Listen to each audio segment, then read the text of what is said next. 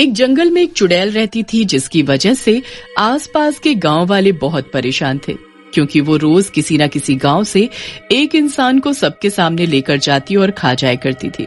फिर एक दिन गांव वालों ने उस चुड़ैल को फंसाने का सोचा और एक प्लान बनाया, जिसमें उन्होंने चुड़ैल को प्यार में फंसाकर मारने का सोचा।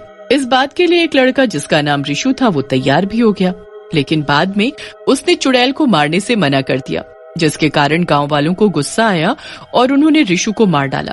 जब ये बात चुड़ैल को पता चली तो उसने गांव वालों से बदला लेने का प्रण लिया। मैं किसी को नहीं छोड़ूंगी, रिशु तुम्हारी मौत का बदला मैं जरूर लूंगी। अगली सुबह चुड़ैल गांव में जाती है और सबको एक जगह इकट्ठा होने को कहती है। सुनो गांव वालों, जैसा कि आप लोग जानते हैं, मेरे रिशु को किसी ने मेरे ही घर में घुसकर मार डाला, तो मैं आप लोगों से माफी मांगने आई हूँ, क्योंकि जितना बुरा मुझे कल लगा, मैं उससे आप लोगों के दुख को समझ सकती हूँ। मुझे माफ कर दीजिएगा। मैं जानती हूँ मेरी गलती माफी के काबिल नहीं, इसलिए मैं ही जंगल छोड़कर हमेशा के लिए आप लोगों की दुनिया से दूर जा रही हूँ। वैसे भी अब मैं यहाँ रहकर करूँ तो करूँ क्या, मेरा रिशु तो मर गया और मैं एक विधवा चुड़ैल बनकर रह गई। क्या तुम सच में यहाँ से जा रही हो? अब तुम हम लोगों में से किसी को नहीं खाओगी? हैं? ये सब सच है? मुझे यकीन नहीं हो रहा है। इतना कहकर चुड़ैल वहाँ से चली जाती है। तुम्हें क्या लगा मैं इतनी आसानी से तुम्हें छोड़कर चली जाऊंगी, वो भी मेरे रिशु को मारने वालों को? गलतफहमी है तुम्हारी। आज जितनी खुशियां मनानी है मना लो तुम लोग। फिर वो अपने रिशु के कातिलों को पता करने के लिए काम औरत का रूप धारण कर तीनों गाँव में से पहले एक गाँव में जाती है। आम औरत के रूप में वो अपना नाम विमला रखती है। मुखिया जी, मैं बहुत दूर से आई हूँ और मेरे पास न रहने की कोई जगह है और न ही कोई काम। क्या आप मेरी सहायता कर सकते हैं? देखो विमला, तुम्हें यहाँ रहने के लिए कुछ काम करने होंगे, तो मुझे बताओ तुम क्या क्या कर सकती हो? जी मैं घर के सारे काम कर लेती हूँ।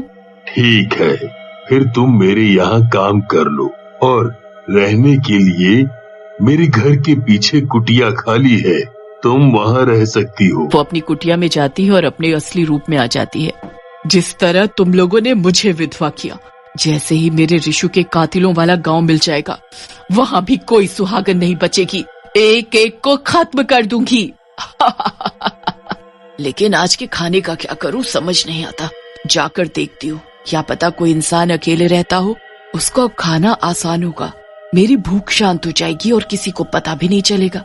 इतना बोलकर चुड़ैल अपने खाने की खोज में निकल जाती है और उसको एक ऐसा व्यक्ति मिल भी जाता है जो जंगल की तरफ से अकेला आ रहा होता है। भाई साहब, आप इतनी रात को जंगल की तरफ से क्या करके आ रहे हैं? आप यहाँ पर नई मालूम पड़ती हैं जी। यहाँ पर एक चुड़ैल रहती थी और उसके जाने के बाद हमने उसका घर जलाकर राख कर दिया, जिसकी वजह से उसकी जमीन खाली हो गई। अब उसी जमीन पर हम खेती करते हैं और एक एक करके उस जमीन की देखभाल करते हैं। आज मेरी बारी थी, मैं अपना काम पूरा करके घर वापस जा रहा हूँ। और आप इतनी रात को कहाँ जा रही हैं?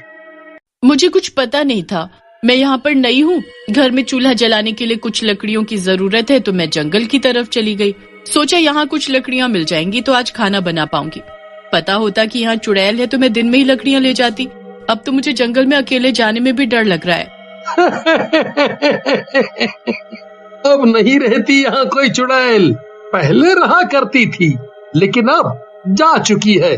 चलो मैं आपकी मदद कर देता हूँ, जितनी लकड़ी लेना हो आप ले लेना और चूल्हा जला लेना, वरना बिना खाए सोना पड़ेगा। तभी चुड़ैल अपना असली रूप ले लेती है और भारी सी आवाज में कहती है, हाँ सही कहा, अगर तू नहीं आता तो मुझे सच में बिना खाए सोना पड़ता। तो ये सब तुम नाटक कर रही थी और हमने सोचा तुम सच में गांव छोड़कर चली गई हो। इतने पागल थे हम लोग। मैं पूरे गांव वालों को बता दूंगा कि तुम वापस आ चुकी हो, और जिस तरह हमारे गांव वालों ने तुम्हारे रिशु को मार डाला था उसकी धोखेबाजी पर, ऐसे ही हम सब मिलकर तुम्हें भी मार डालेंगे। मतलब मैं सही जगह आई हूँ। तुम ही लोग हो जिन्होंने मेरे रिशु को मार डाला और इतनी हिम्मत से तू मेरे सामने खड़ा है। चाहे जो कर लो तुम लोग, मैं एक चुड़ैल हूँ और एक इंसान एक चुड़ैल से ज्यादा ताकतवर कभी नहीं हो सकता। अब देख मैं तेरे गांव की सारी औरतों को कैसे विधवा बनाती। चुड़ैल उसको नाखूनों से मार देती है और खा जाती है। फिर उसकी लाश को उसके घर के बाहर छोड़कर आ जाती है और फिर साधारण रूप धारण कर मुखिया की कुटिया में जाकर सो जाती है। क्या मुखिया जी, आप भी एक चुड़ैल की बातों पर विश्वास करते हैं? क्या पता उसने हमसे झूठ बोला हो और वो हम सबसे बदला लेने आई हो। जैसे ही मुखिया विमला को काम करते देखने जाता है तो वो देखता है कि विमला सारे काम बहुत ही तेजी से कर रही है, जैसे कोई जादूगरनी। मुखिया को समझ आ जाता है कि हो न हो यही वो चुड़ैल है जिसने उस आदमी को मारा। चुड़ैल जैसे ही सोती है, गांव का मुखिया जाकर कुटिया के चारों तरफ तेल गिरा देता है और उस कुटिया को जला देता है। कुटिया जलते जलते उसमें से चुड़ैल अपने असली रूप में जलती हुई बाहर आती है और सबके सामने दम तोड़ देती है।